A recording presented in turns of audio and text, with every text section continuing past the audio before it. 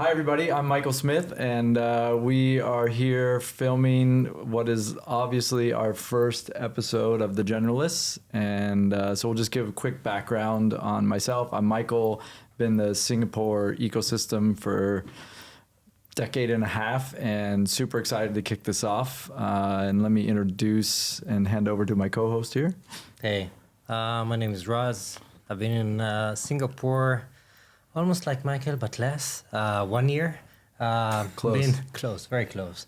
But I've been in the cybersecurity arena for 15 plus years, looking at startups and founders and building things. And I'm so excited to be here today with you, Michael. That's awesome. And it's just one of these network things that happen where Raz and I met along the same times that our guest met, and all this kind of steamrolled. But we're going to talk about that. That's the cool thing about this. So let me, without further ado, introduce Borko Kovacevic. I'll just quick background here. Borko and I used to work together at Microsoft, so that's obviously how we met. But I think probably our first coffee in the French Fold down in Telecaire, we just kind of hit it off and had already started talking about different ways of living life and doing things. And I think this is the first real incarnation of that finally kicking into gear. So thanks everybody for being here, and thanks Borko for agreeing to be our first guest. So Borko is originally from Serbia. I think some of the questions are going to be diving into how all of this happened. So let's do that rather than introduce everything. But currently, I think you're most known for being kind of the founder of where we're sitting, which is Poddster. So let's start with, how did you get from Serbia to Singapore? Yeah, first, thanks for having me. It's a pleasure, and it's my first opportunity to talk in front of the camera since I founded Poddster here. So it's a lot of firsts today. Right? Yeah, there's a lot of firsts. There's a lot of firsts today, and I'm very happy I'm here. I started Poddster essentially when I left Microsoft, and the reason why I came to Singapore is I've spent 17 years with Microsoft, and at the point of time when I moved with my family to Singapore, I was already about halfway through my Microsoft career. So 7-8 years. Singapore felt like a great place to work without needing to travel Monday to Friday, which was my life before Singapore. And having a 9-month-old baby and traveling through the whole week wasn't fun. So we were looking for a place where we can settle and where Microsoft had a sufficient business for me to land and work. And Singapore is a super family-friendly, easy-to-land country. It was a no-brainer. I'm actually very fortunate that I had people surrounding me and helping me to land here. I'm super fortunate. And how long have you been here now? 10 years. 10 years. So 10 years. It's a decade coming by the end of this year. So 9.5 years. Outside Serbia is the longest time you've been in one spot, right? Yes, I've been in partially based in Munich, Germany, when I was working for Central Eastern Europe regional headquarters. But it was an interesting dynamics. I was there.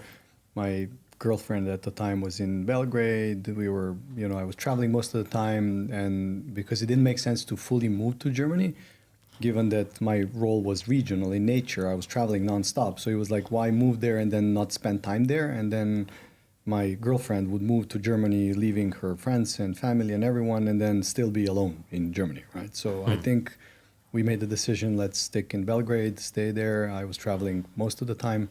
It was fun, but up until a certain point, because you can do joint trips together, you can see Western Europe, you can, in Europe, everything's easy. You sit in a car and you drive, and, in 5-6 hours, you're somewhere else.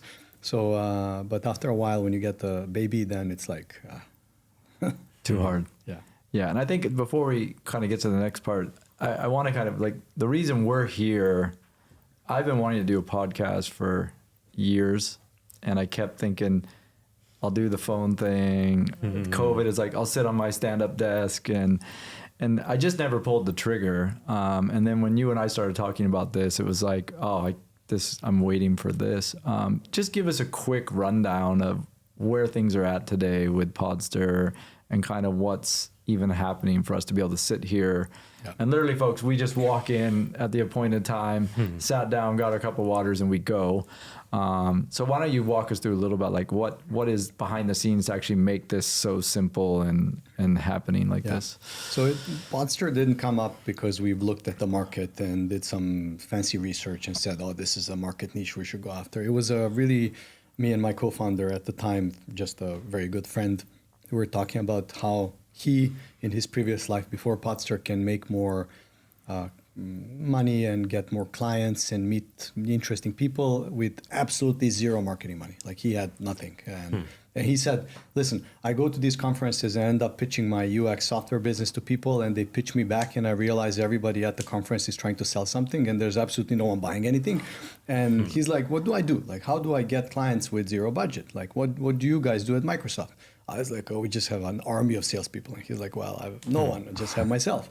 And I was like, well, then I sent him, we found, I'm not sure even who found it. It was him or me, but we talked about this TEDx talk where a guy was explaining how you can recreate serendipitous moments by being very intentional on who you connect with, and you can connect over a podcast. Like three of us are now more kind of a bonding, talking together about all this that we're discussing, but essentially you were intentional in saying, I'm going to start the podcast. I'm going to invite Borko as my first guest. Like it's an intentional effort.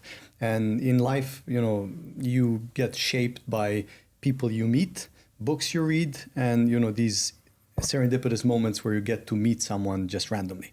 Well, if you have a podcast, it doesn't need to be so random.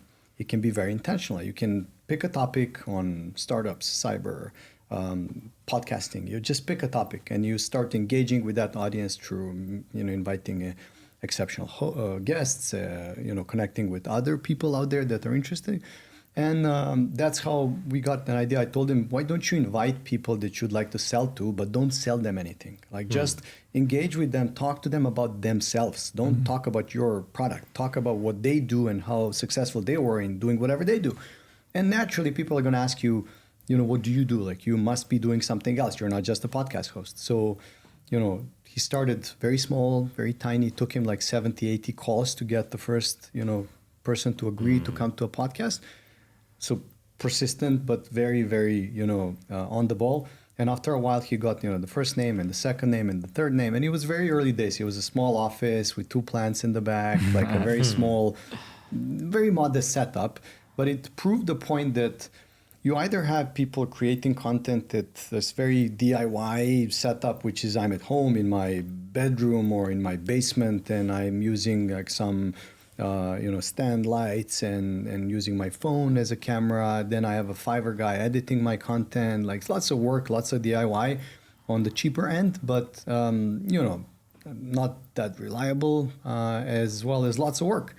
Then you have other end of the spectrum, which is what lots of large corporates went through, and that's I need one episode recorded for my senior vice president of something, $5,000-$6,000, because half a day shoot requires lots of money, brings a crew of 7 people, they bring in lights, cameras, 5 people on the set, that costs money, and then after a while they can it because there's no ROI. Of course, there's no ROI when it costs like 20 times more than it should. Plus, you have no consistency because you burn your budget in like 3 episodes, and you will look at your stats and saying no one's following us. Of course, because you spend all the money on creating content, which you shouldn't. So we figured out that there is a strong niche there, something that's an underserved market. And our mission when we started Poddster and looking at scaling this beyond that one small room, we said, let's try to democratize high quality content creation by creating these content creator hubs, which is essentially what Dubai became. And now Singapore is becoming, because there is a market for this. People are craving high quality content, but it's not accessible. So what we're trying to make here is like an accessible way to create high quality content. Awesome. During your story, I was thinking, hey, all this time, Borko was in Microsoft. He's telling his friends how he support him, how he let them, think about the problem, how to solve it. But you've been, and I'm speaking like firsthand, I've been also in a big corporate like PayPal. And it's tough to do the change. Yeah. Okay, it's terrifying. Yeah. To say, hey, after 2 decades, I might gonna go I'm in a different country. I relocated, I don't know how many years, I'm here. Very convenient. Yeah. How should I do the bold move and develop a business of my own?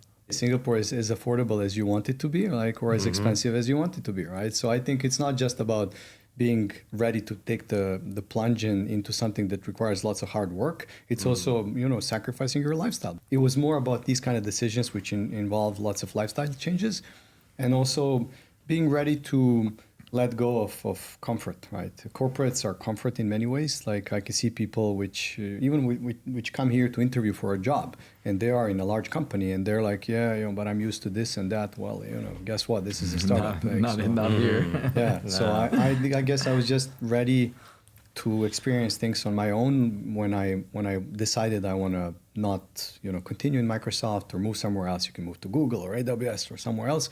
It was more about I'm not young, but I'm also not that old. So I had some room for trying something else, which is not necessarily corporate life.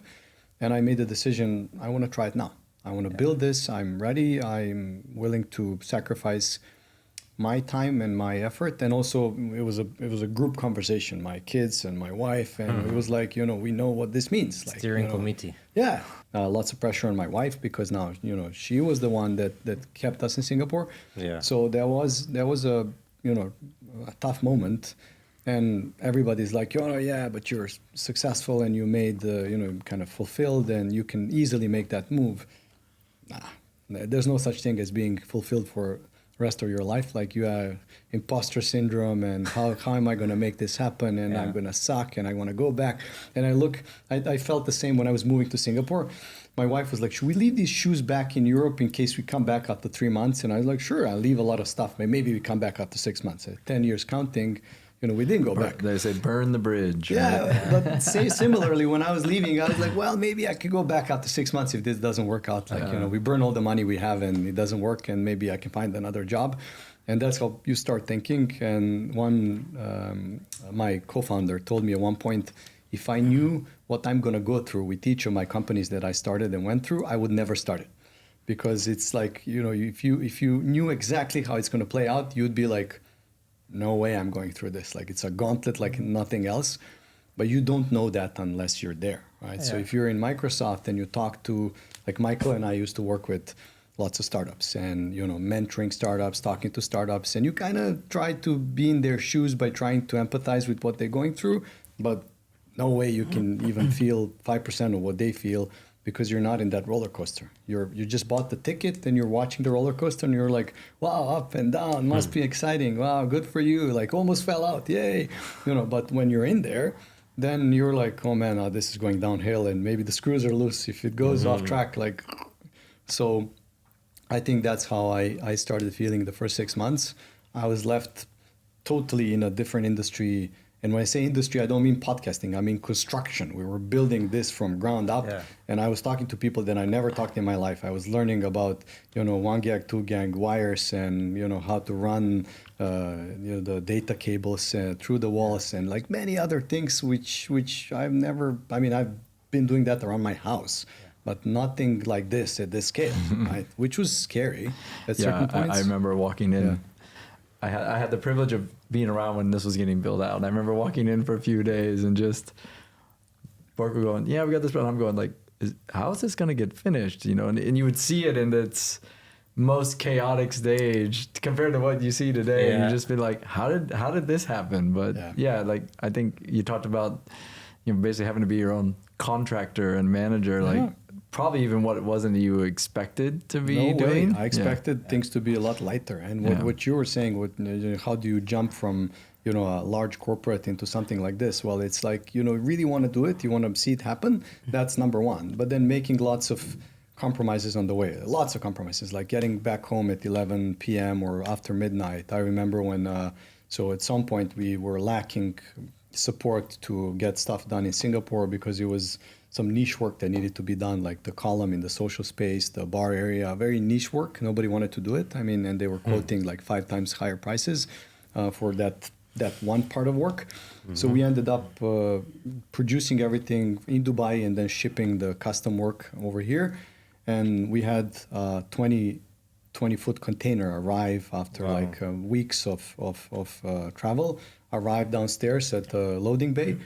And we had a bunch of people that were ready to offload that, and I was the only one. There was nobody else. I was here, right? So I remember that moment like I still chills. And this like, is the difference, by the way, between corporates. You have like the maintenance guy, the operational guy. You have an It's army, only Borko. and there's a process. Yeah, the process, no process. And here it was like literally me waiting for that call, like and then Borko's the process. 9 p.m. or 10 p.m. I get the message from the shippers. They're like, "Sir, we're ready," and I was like, "Dude, this was like a monster truck, right? That needed to be offloaded." So I don't even know how all of that fit through the door. Like that's bigger than the space. But it was like me and the 7-8 shipping guys, right? Trying to load that in here. We finished at 1 a.m. and then went home. And then guess what? At 9 a.m. the electrician came back in the morning to finish the wire. So Reality check. Who's gonna do that? Like you're gonna do it. I want to stop for a second because we went forward like very fast. And I was asking you about the decision. I want to get to this moment. Yeah, because you were more emphasizing about the risks you want to take on your family, on your kids, on your wife, on your career. But what about the disruption moment that led you to the decision? Because sometimes it's like, man, I want to do something that it's mine. Yeah. You didn't speak about it. Did you have like this disruption moment speaking about that? Yeah. I mean, or it's not the first one. It's not the first one. I had this like since you're. I think you have this thing in you that you try to either bury, like I don't want to feel it anymore, or you want to bring it out, right? So the longer you wait, the deeper it's buried, and it's harder to bring it out. Like, and I had this since I started in Microsoft. I was always like, man, I wish I can do this or I can do that. And at some point, I had like a ring of students running and renting Xbox consoles to people back in Belgrade, right? So they had like 10 kids running on their bikes and shipping consoles, and we were sending games, and and then at the end of like a year of that, I sold the whole business, right? It was a very DIY kind of setup, but that was like 15, 16 years ago, right? And then after that, always like, let's open a coffee shop chain, like in Belgrade. Let's try a SaaS product. And started something like 10 years ago, never went anywhere, right? So I always had that, but it was never, I'm fully ready to commit. Okay. Until this came along, because this was a kind of an amalgamation of lots of different things. Is like, as Michael said, him and I were talking about a lot of opportunities in this space, and that's why my co-founder, Vuk, has, again, came to a point where me and him sat down and said, this is a niche that seems to be viable, but it also allows me not just to help people democratize their content creation, like that's the how part. But the bigger game is I get to meet impressive and inspiring people while I'm doing this. And I guess I gotten that urge to start building something of my own and see it to fruition and do something that's not just corporate work that I've been doing for 17 years, marry with an opportunity to do something bigger, which is the synergy of all the people coming here. Because even in 2 months, we've hosted startups and VCs and corporates and influencers, and we hosted Robert Swan, the first man that ever walked North and South Pole. So I think the kind of people that you can meet here in this type of work is creating lots of different ideas and spiraling upwards, which is why I said that, that opportunity to be shaped by people that you meet is up to you. When I was in Microsoft, I met lots of inspiring people, but 90% of these people were from Microsoft, and then 10% were maybe a client or a partner, and it was somehow related to big tech in many ways, which is okay. But if you're allowing yourself to open up and do something that doesn't have so much red tape, then your opportunity to grow as a person, professional, as a father, whatever, is much bigger, because you get to really be inspired by so many different people. Yeah. And this is inspiring, because I'm sure for the people that are watching us and listen to us, they are some of them may be thinking about it. Maybe some of them are in your chair when you were there. Yeah. And they want to understand how it's look like, how the perception can make into reality. Yeah. And you made it, which is amazing. I'm still not sure if I made it. You made the first. You made the first You're step. doing it. You're doing The it. first step. Yeah. It's I think the toughest one. I can say also as one that built 3 companies and had first my own when I was very young. But the first step, this is the tough part, and you made it. The rest is history. Yeah. Yeah, I think I just had lots of support from my immediate environment, and I had an opportunity to join a extremely good friend in something that we can build together. Yeah. And that's how I felt supported enough to start doing this. And as I said, our aim is much higher. It's not just, hey, let's build this business, but it's also, let's see where it's going to take us, which, in my long Microsoft career, like it was almost 20 years. Like I had lots of thoughts around maybe, goal is senior vice president in Redmond, or maybe we move it, it was always a plan. We moved to US. US was a country where I was like, since I was born, I was like, when I grow up, I want to live there. So it was always a one step at a time. Let's progress into this role and that role. And you're playing corporate chess by moving pieces. You move to either a different functional role, or you move to a different, like lateral moves, or you move to get promoted to a more responsible role, a manager now. So you kind of grow until you hit a role which might be like a VP role somewhere. And the crown jewel. Yeah, crown jewel. So I realized that I had lots of these inspiring moments in my life, which triggered me, like, and gave me the spark. Like I was, awarded by Bill Gates. I got the golden Rolex, and I was chest bumping Steve Ballmer on the stage in front of 20,000 people. Where's the Rolex? You should come with it today. I'm not a fan of wearing these I've things. seen the Steve Ballmer picture though. Yeah. Okay. So it's like, my dad, Microsoft gives you this award, which is like, 10 or 15 people in the world get the award. You get on stage with the CEO at that time, like Ballmer, and hug and wrestle on the big stage and things like that. Yeah. But these things would be like a spike, and then suddenly you kind of go down, and the highs give you very low lows. But it's a corporate journey. Like as they say, you're as good as your last quarter. Like if you missed your last quarter, guess what? Rolex doesn't count. Nothing counts, right? You're just, going from one to another. The problem is it's same in startup. Like now I've been living for 2 months, worrying every night, am I going to have enough to pay for salaries, right? Because I have staff here. I have my own salary that I need to think about. I still don't have a proper visa here. I mean, I'm working on an LLC, which hopefully will change. But all that is lots of pressure. So you need to kind of build and make enough for everyone. You're kind of providing for the company while you're building it. In corporate, you're doing that as well, but there's no trajectory which shows you I'm building something. Like it's more like I'm working towards a position and of high authority in a corporation, which is fine if you want that. And I aimed for that for a while. But then after that, you're starting to think like, do I really want to see this through until I'm retiring?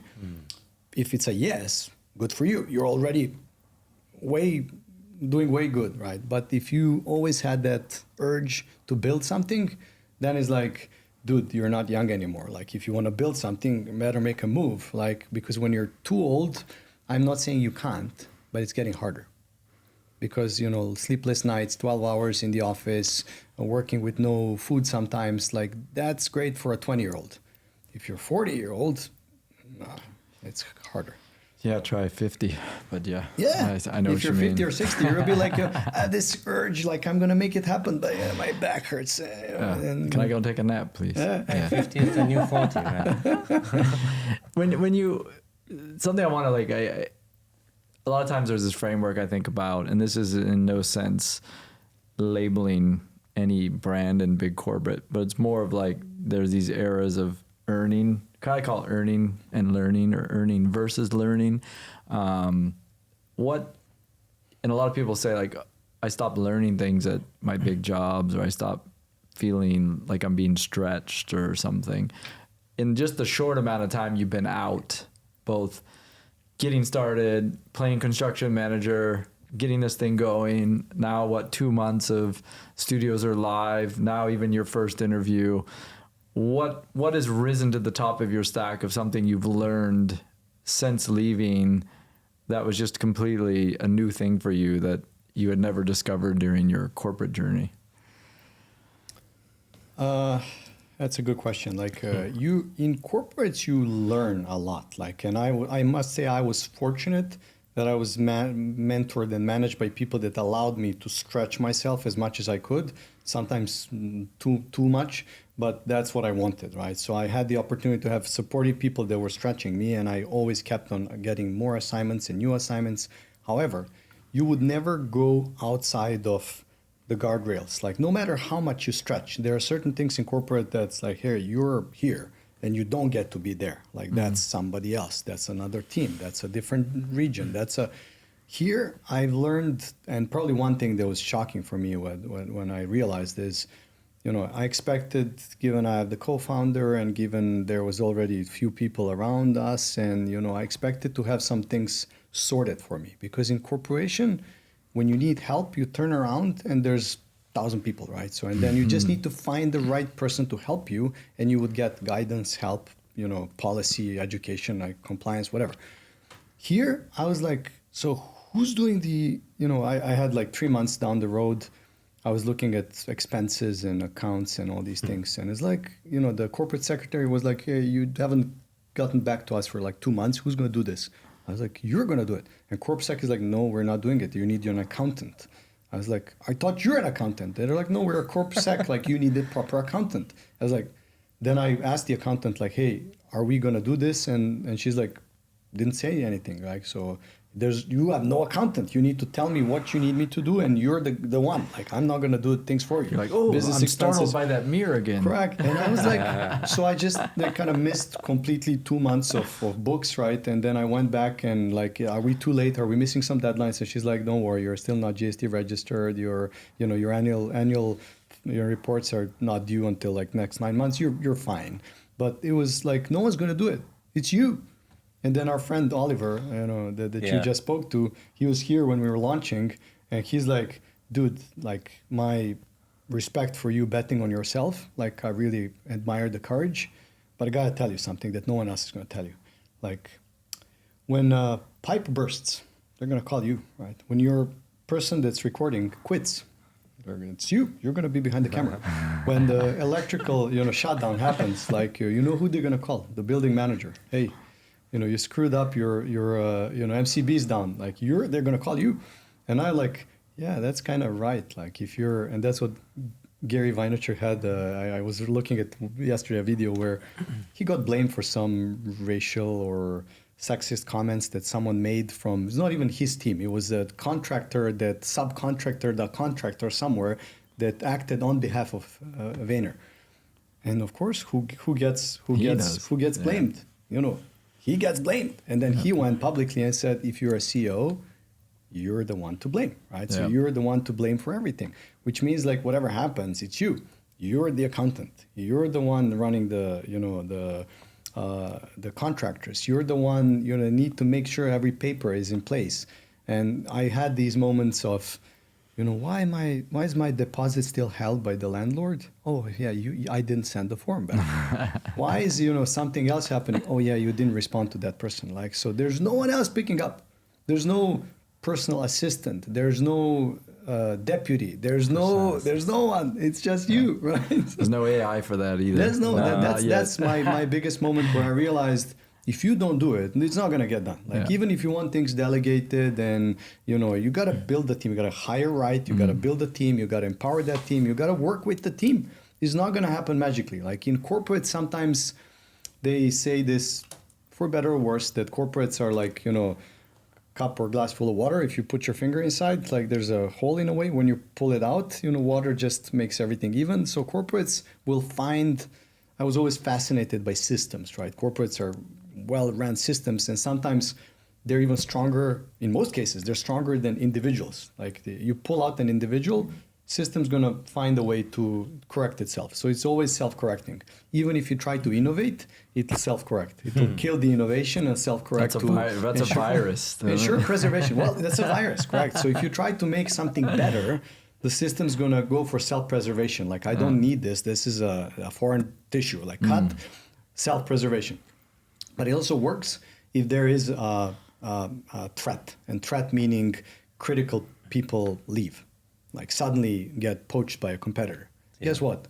Nothing's going to happen much, right? So they're just going to, water's going to fill the holes and the corporate's going to continue running. Like no one ever had the issue where, the whole team left or 5 people left and suddenly the corporation went down. Nope, just keeps on moving. Like Borko left after 17 years. Who cares? It just keeps on moving, right? Yeah, no one sees you anymore. The startup, startup, you don't care. You come and open the door at 9 or at 8, right? No one's opening the door. Got a problem. You don't recommend to be a builder? I recommend. I think there's a self-fulfillment that you will not get anywhere else. How? Well, it's like, I don't want to compare these things because it's not fair to many people, but in many ways it's like you have a kid, right? You want a kid, you're a parent, you want a kid. There's lots of fulfillment you get by being a parent. I have 2 boys. They drive me crazy all the time, every day. But you're a parent of 2 boys. You see them grow, and then suddenly this one was a baby, and now he's 10-year-old and playing soccer and scoring goals and becoming a smart ass, talking back to you. He calls me dad, bro. So I think there's lots of... My daughter started this thing called me Dadzilla. Yeah. Dadzilla. And I'm like, well... that means like daddy monster because Godzilla. She goes, no, it's just fun thing. But I'm like, where did this come from? This like. So that's happening, right? And when you're building, you see things happening, and it's yes, you can be a supporter. You can see other parents and like, let me be a good uncle. Let me be a good neighbor. Let me help with the kids. Let me, daycare. You can do all that, but just having something that's there because of you and that's you, nobody else is there. Yes, you have a spouse, maybe my co-founder, right? You have somebody that can take care of it. Yeah. But not really. Like it's you because you are a parent, right? So in a startup, if you really want to see it through and you're not just there because you want to put the LinkedIn title, a builder, a startup founder, a serial entrepreneur. I have 6 startups, but I've done anything on single one. I just opened a company and it's there, right? So if you really want to make it happen, then you have that deep sense of fulfillment that comes together with huge responsibility to make it happen. And that drives you, and that's something that you'll never find anywhere else unless you really go in. It's all in. There's no way to be like, as I said, I was always like, maybe I can mentor, and through mentoring, maybe I ask Microsoft if they're okay if I take like a advisor share in something I never even asked and I never even tried because I went in as like, what even if I can get 0.5% in a startup and meet them every once a month, and how am I going to make them successful? Yeah, like you're maybe scratching your itch a little bit, but are you really getting the fulfillment that you're discussing? Not really. I mean, yes, you could get, it's like, if you're a successful trader, but not the professional trader. Professional traders, that's different game. That's like different thinking, different mindset. Yeah. They do everything opposite that the traders, the weekend traders do, right? So professional traders, they almost do everything opposite. The people that are trading Bitcoin or they trade on a stock exchange, they would be like, oh, I'm a trader, I'm making some money. But imagine you invested in NVIDIA like, I don't know, 10 years ago, right? And suddenly it pops and you're making all this money as like, you would have money, but would you feel deep sense of fulfillment because you made that money? What did you do? You just placed a bet on red, and wheel went around and boom, it stopped on red, and you're like, wow, suddenly I have 10, 15, 100x more money. Yes, you can do a lot with that money, but sense of fulfillment that coming from you actually doing something, going through the journey of making that happen, almost zero. He's the other guy that spun the wheel, and it was just pure luck. It didn't end up being zero. I love the way you put it because it's a relationship with something that sometimes it's not like a human. Yeah, it's with a thing. Yeah, it's with what your creation is. Yeah, and then you've been attached to it, and you feel more inspiring. But the thing that you chose to do, and that actually great segue. We speak about startups and we speak about building stuff, and you've been in Microsoft and everything is digital or software or other stuff, but you chose, hey, we're sitting on a studio, It's not like we are in a... Nothing virtual. Nothing about this. virtual. It's not like the AI. I want to say meta, but we're not in the metaverse. Not yet. Well, we are real. Yeah, and we spoke about it. Yeah, we maybe gonna speak about it in other episodes about how real we can be. Yeah, how avoiding the fakes. But I'm gonna put it aside and ask you, what's your thought about a startup which is look like this one versus digital product? Well, many people are like, you're actually not building a startup. You're building a small business, right? It's not even a fast-moving, fast hyper-growth kind of SaaS startup. It is a startup, right? So it might not be a unicorn type of aspiring startup, but what we realized is that that's when you meant you have a relationship with that thing. It's you're growing something that has its core. It has a community, right? It's not 3 cameras and a table and you can get this elsewhere. You can get other places where you walk in and there's a camera and play, and once you're done, get out, right? So Poddster, we felt, and that's why I enjoy it so much, is this idea of people coming together. And last night, as I said, we had a group of coaches. There were 60 people here. I enjoy the energy that comes from that community, and being a part of that and enabling that happen, plus the live stream, plus the podcast that's happening, plus all these other things are making it so special. So why this and not a SaaS product? Yeah. Well, maybe a SaaS product as well comes out of this, right? So, but we're not looking at being labeled, I'm a builder building SaaS product. I'm a builder building a studio or a brick and mortar. We are thinking of something that's viable. And that's what I think kind of went missing in the last 5 years, even more. People are building stuff and then showcasing to investors and raising money. And then I see a LinkedIn post saying, let's celebrate, we just raised Series A, 10 million, blah, blah, blah. Raise money, borrowed money. Like imagine you go to someone and say, yay, let's celebrate borrowing money from a bank. Like what is there to celebrate? Like you haven't added value to the client yet. So what we were thinking is, how do we make this sustainable enough there that I can make a living out of this? At the same time, have staff. At the same time, having a place which enables me to meet others and offer something that's of pure value, which almost allowed us to be break even from day one.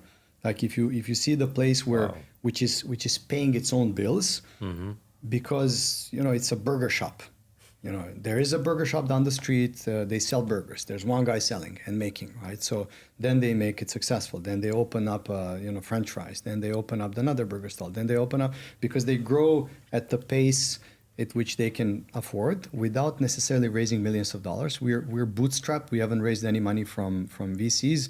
We had like a friends and family round where closest friends came in and, what are you going to do after Microsoft? You're going to open a business? Oh, sure. Let me invest.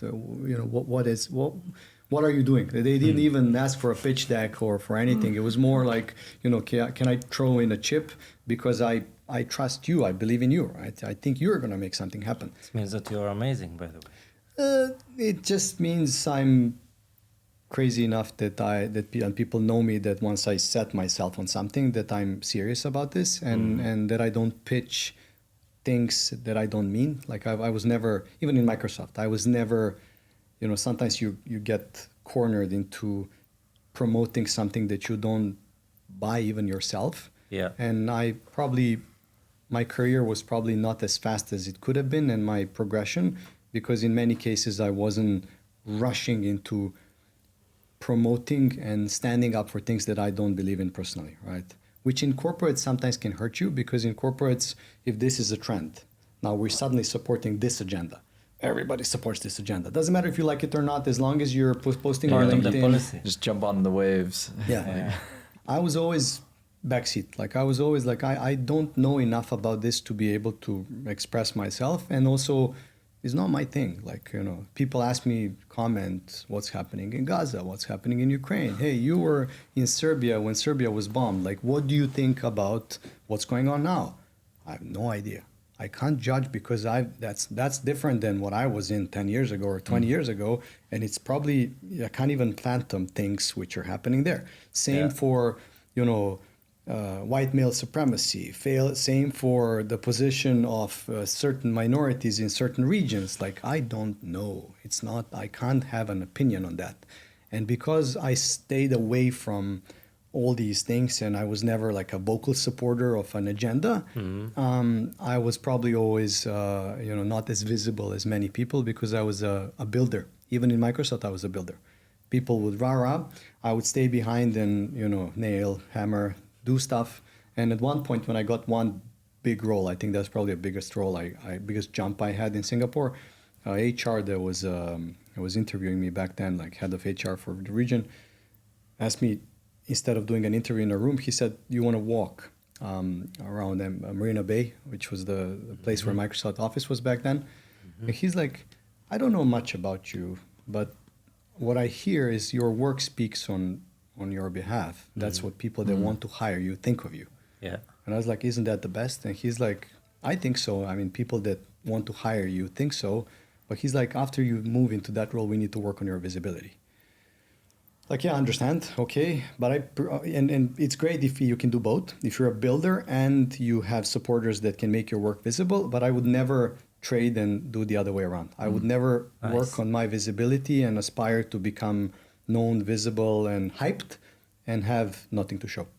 Yeah. So I think that's one of the probably huge differences maybe between the building and self-actualization for what you want to see created versus literally, let's say, surviving or even thriving at corporates is the visibility game versus the doer game. Like, it's celebrated to be visible and vocal and, which is not a bad thing. I'm not saying it's a bad thing, but it's like, that's almost like the strategy for getting ahead versus the, maybe a little bit of that, but you're actually just trying to do stuff and you're trying to build and you let your work show for you, which, it's kind of unfortunate that's.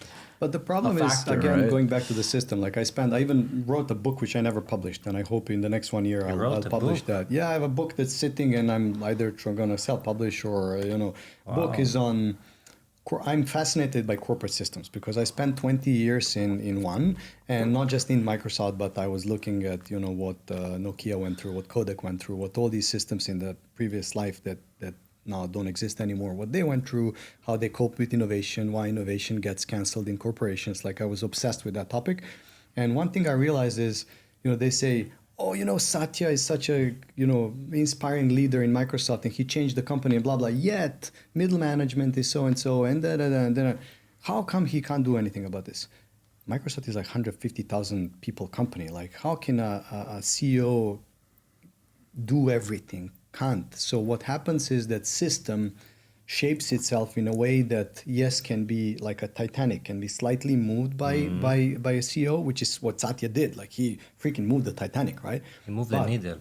Yeah, he moved the thing and set it on its course. Yeah. But he still doesn't mean that they're superhuman, that they can work through the whole layers of the system.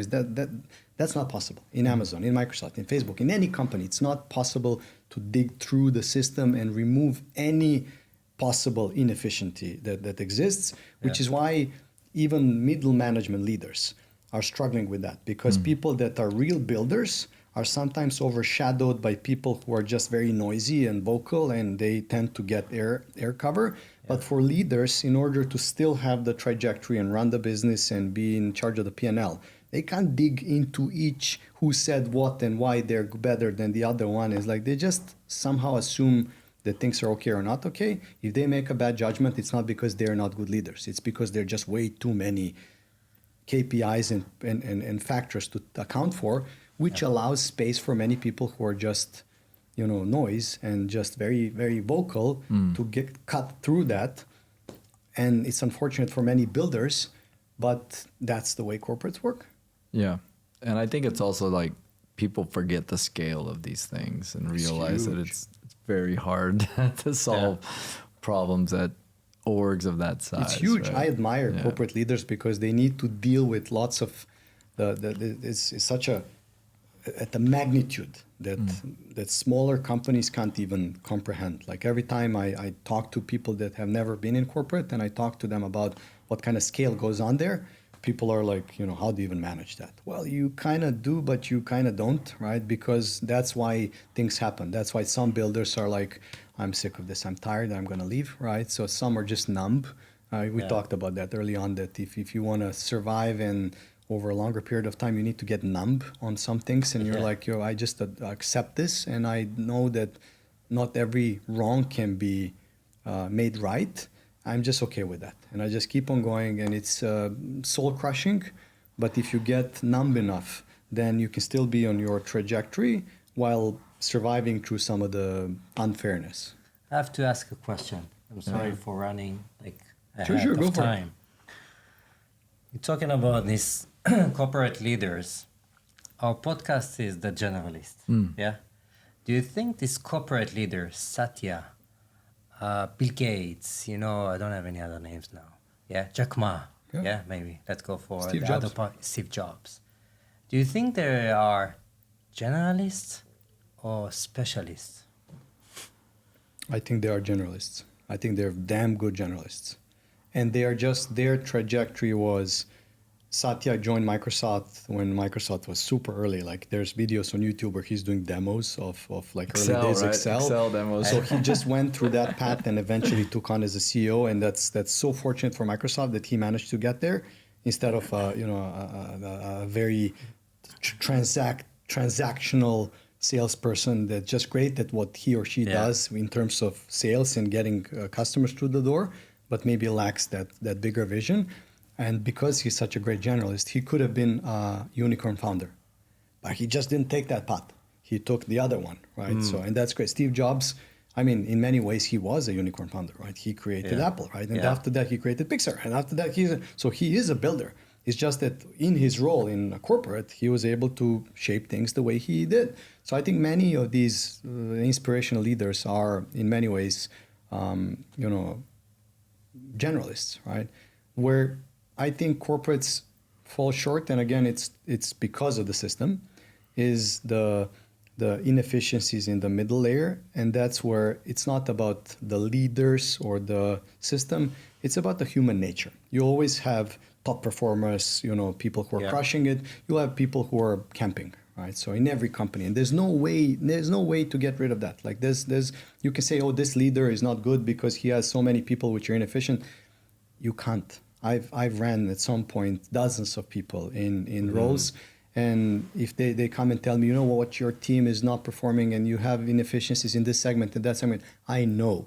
But how do you deal with a huge P&L with so many people? You can't fight all the fires at the same time. You need to prioritize. You need to stack rank, and you need to go after the one like Pareto, right? You need to go after the one that's going to give you the biggest bang for the buck. Yeah. The rest, sorry. If you're in that team and you're not happy with your manager and that manager's still there, I can't deal with everything. So that's unfortunate. He's smiling, maybe. Yeah. No, and I think that like just kind of pushing further with this, for yourself, do you think that you are a generalist and became one through this journey of becoming really an entrepreneur now, or just a builder? I think we all like just the builder thing. Have you recognized that through the decades, and was that part of the survival path? But like for you, I would attest that you are, but I'm wondering if that's become clearer to you as you've made this, what is arguably a massive transition, right? I think I always was. It has a bit to do with resiliency and where I grew up and how I grew up and the survival mode. That's true. But I was always a generalist in that sense, and a builder. Where it became apparent that I'm a builder is when I literally started being a builder, when I was building the walls and running the wires, and it was like builder in every traditional sense. Yeah, like Borko, instead of Bob the Builder, it became Borko the Builder, like truly. So that wall behind you, so that's a funny story. Like, so the circle light there, that's a RGB light, and there's one down, but the wire runs between these two, the circle and the lower part. And at one point, I had an electrician coming up.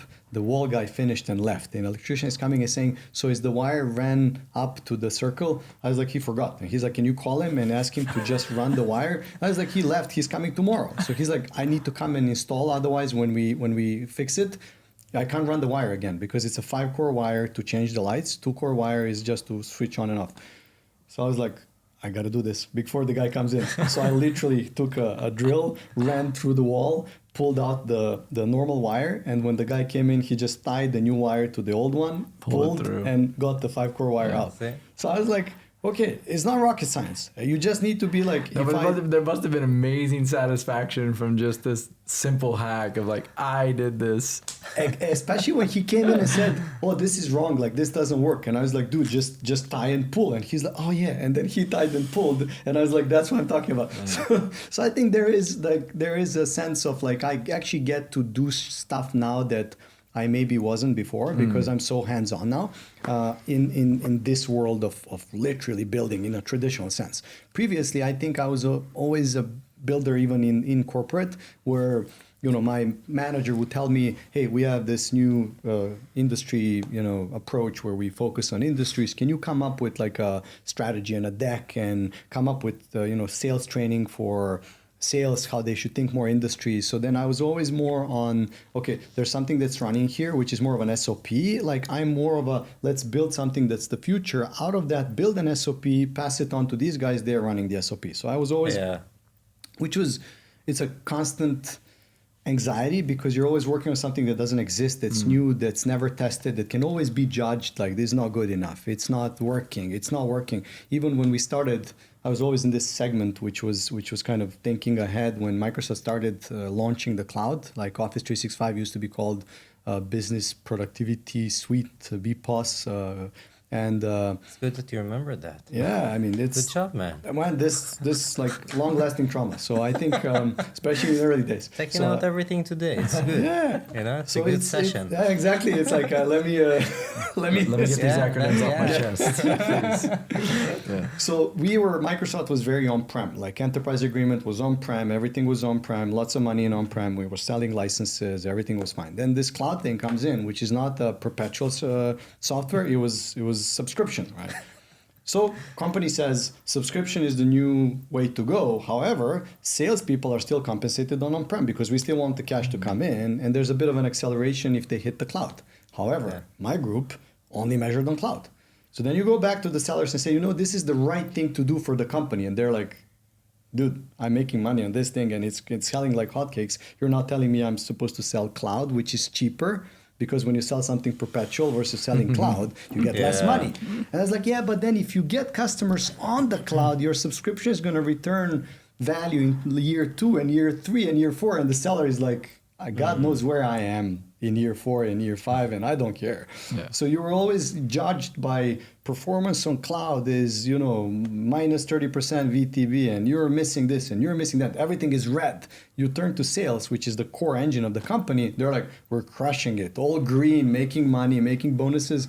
So it felt a bit more like you're never good enough because you're always chasing something that's 5 years ahead. But then when you get to actually live that moment, we're sitting and saying, every freaking company is using Office 365. Everyone is on the cloud. There's no single regulated government bank that's not using cloud. You're like, I was doing something right like 5 years ago. The fact that as it happens, most of these salespeople are not around anymore. They moved to a different role, different company, somewhere else. It's large enough that it's hard to comprehend, right? And that's I guess with builders, especially startup founders, there's this thing that Hormozi says. I'm not sure if you heard of the guy. It's like a brilliant guy.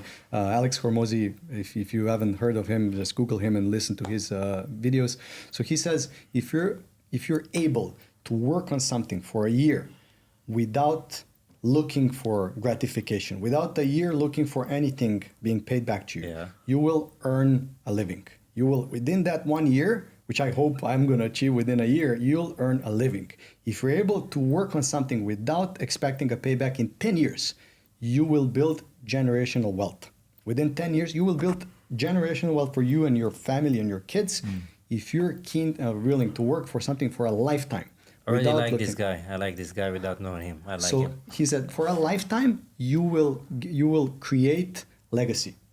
So if you're working on something selflessly for a year, for your whole life, without expecting anything back, you can build long-lasting legacy that lives beyond you and your kids and your life.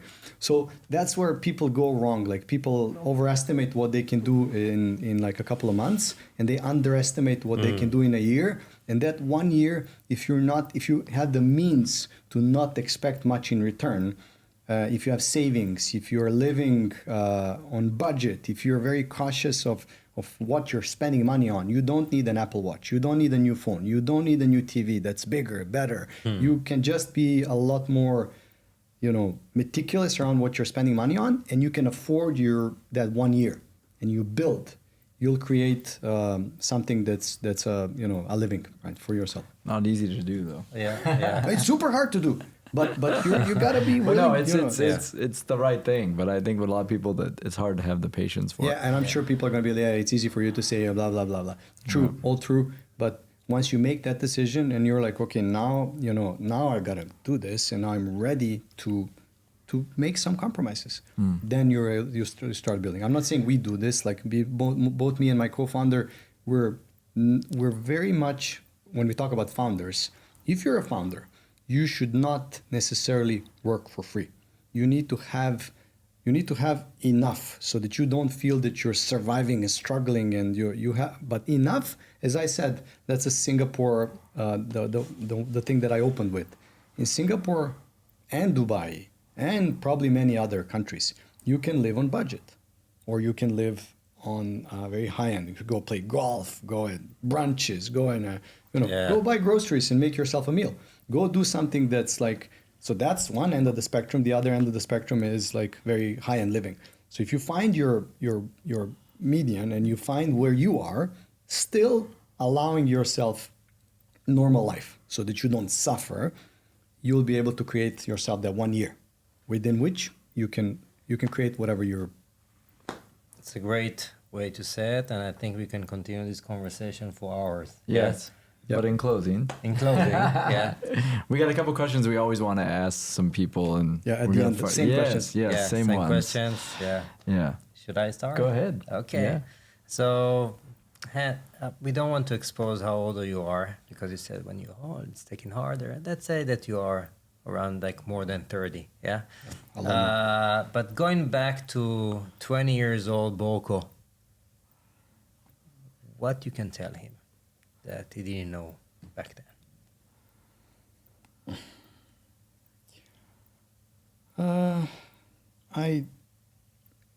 The only thing I can tell myself, right, is to be a lot more open to take risks. I know it's a corny thing, but take risks in a sense that you don't need to live life that's scripted, because, and that's what I heard many times, and now if I reflect back, I was thinking the same way. You got to graduate, you find a good job, you progress in your career, you then afford, then you start going into this mode, which is the more I make, the more I spend, which is I got to take my spouse to a nice vacation somewhere. I got to buy a car that's okay. I got to afford more so that I can live a better life, which doesn't tie with what I just said about generational wealth and about creating something. Yeah. I think 20s are where you can explore, try, fail, go bust, and again, because you have no liabilities. When I got the first kid, then I was like, now you're responsible for someone, right? So then your liability threshold goes up. So in my 20s, I would be like, don't aspire for things which is, experiences, I need to travel. Experiences, I need to take my wife to an expensive, or girlfriend to an expensive dinner. I need to do everything that I was always dreaming about but never had money. But now because I have a job at 21, now I can afford that. Now I can travel first like a few hours with car, then after that I afford an airplane ticket. Now I can go somewhere further, right? So, and then all these experiences, I still remember them, but I could have done a lot more to build and try in the 20s. It would have been a lot easier than now, because now is now you have mortgage, you have kids, you have school to pay, you have lots of stuff that's harder, making it harder for you to try things and fail, and your risk appetite is lower. A lot, and one more thing on this is the learning that you get by rushing into something and failing fast is a lot better than by being very cautious, because you still need money to pay for school, and you still need this and you still need that, because then you're experiencing the true growth, which is like, I tried this and pivoted and tried that and met people, and then so that's, you can do that when you're in your 20s. I never did this. I was always about join Microsoft, work day and night. Like, I was working a lot for the company. I was happy, but I could have probably went on to do lots of different things and try, and still go back to Microsoft or somewhere else. And but I guess, depends on your upbringing, depends on where you live and how you live.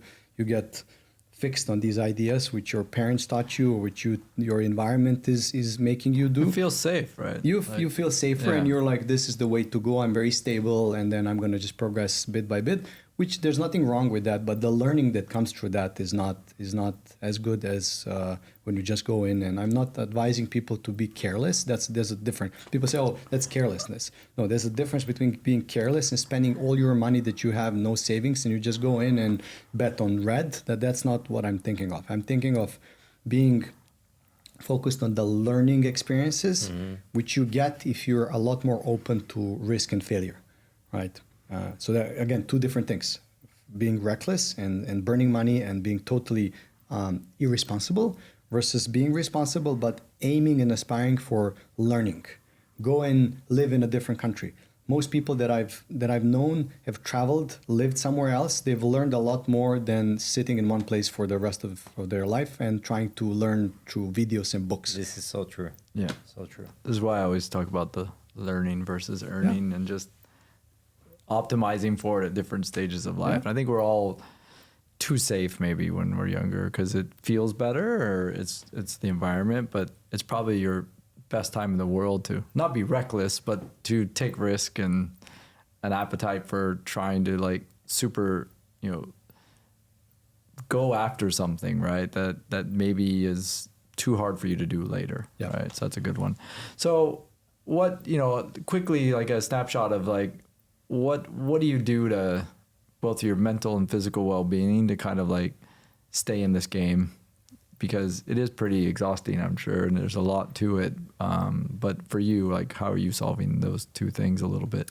Not enough. I used to do a lot more before. I don't have time now, but it's always, every time when I talk to my wife, we have these arguments on where the circle and then where you're spending time, because you have limited time. So you can either spend with your kids. If you decide to go with your friends out in the evening, then you're not spending time with your kids in the evening, you go out with your friends, but you have that social, aspect. You get a kick of being with your friends, oxytocin, all the other stuff that you don't get when you're with, working.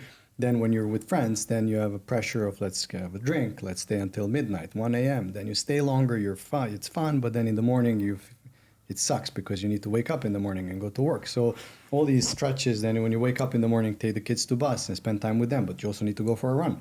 So I try to optimize my time by, morning, kids, bus, then run and exercise, then work or deep thinking in the morning. Then after that, I go and meet people and engage in work. Then evening, again, kids, family dinner, something, or an event somewhere. And then sometimes when we can afford, we go with friends out. So I try as much as possible to get that done.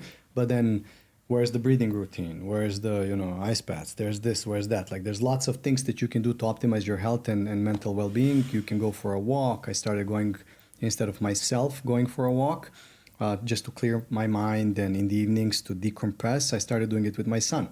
And since I started doing that, like, he's totally, saying things and opening up and a lot more than before, because he appreciates that time. It might not be time for me, because then I can't internalize my own thinking, but I kind of get both the decompression as well as connecting with him. Yeah. So something's got to give, right? You got to choose which parts of your life you want to prioritize. And like when I didn't have kids, I was a lot more about, traveling and training for longer periods of time and things like that. Now I just try to bucket these things so that I can still keep at least active and spend time with family. And I still do Spartan races every month. I go Jakarta, KL, went to Italy last year. So I do Spartans everywhere where I can, high rocks as well, to try to keep active. But as I said, like it's getting harder and harder because you're an entrepreneur, you're a founder, you need to work and you have kids and you need to eat healthy and you need to lots of these things. So my advice is, and as I try to do it, is bucket things. Nirial says time box. So time box as much as you can, be focused on what you're doing. If this 1 hour is for running, then freaking go run. Don't watch your phone, leave your phone or keep it in your pocket. Don't open the phone unless you're recording yourself, right, and talking. But I think try to time box. And one thing that I'm guilty of, which I'm trying to solve, is I'm too much on my phone. I'm trying to address too many things at the same time. So I'm responding to messages, responding to clients, paying bills, going and checking out the booking for my next trip, like everything happening concurrently, and trying to get rid of that habit because it affects my kids. It affects my own presence. If I can deal with that, I think a lot of things would have been easier for me. But at least when I do something intentionally, like exercise, run, go for a race or go for whatever, breathing routine, then I try to get rid of it. Phone is such a great help, but it's also such a time suck. It can be a killer. Yeah. We're going to wrap it up with some escapism. Yeah. So it's always good. Yeah. Yes. So if you can share with us like something that you're watching right now, it can be Netflix video, like a TV series or something else you're reading, podcast maybe you're listening to. Well, I personally listen to Tom Bilyeu. He's like my most favorite actor, podcaster and content creator. I've been listening to him for like 3-4 years. By far the most popular and favorite podcaster. I don't want to talk too much about what he does and who he is, but you can check him out, Tom Bilyeu. And then every evening, me and my wife went back to 90s watching Friends on Netflix. So it's, people are saying like, so that's how they get the money. Always people coming back to the 90s. I think it's one of the best, sitcoms that ever existed, probably the best. And people say that's not quality time. You should be bonding and emotionally and whatnot. And yes, but in the evening, you just, kids go to bed after an hour of trying to put them to bed, and you're exhausted, and you spend the whole day with clients, and you're like totally done. Yeah. And that the only thing you need is like snuggle and watch something that's totally like. And I used to watch no brain Friends, engagement. no, totally zero brain engagement. Yeah. And I used to watch like Friends when I was younger. Yeah. So there's a lot of nice things about that. So we went back to that. Other than that, Silicon Valley, I watched it 3 times over and over and over. It's a good one. There's a new one, not 90s, but also something that I put on rerun. So that's it. Nice. Awesome. Well, thank you so much. It's great having you, and it's awesome that we've had you as the first guest and get this rolling. Yeah. Awesome chat. Thanks so much for having me. My first guest and host combination. Super cool. So it's great. Yeah. Thanks for being here, and looking forward to seeing this go live. Yep. Thank awesome. you. Thanks. Thank you. It was great.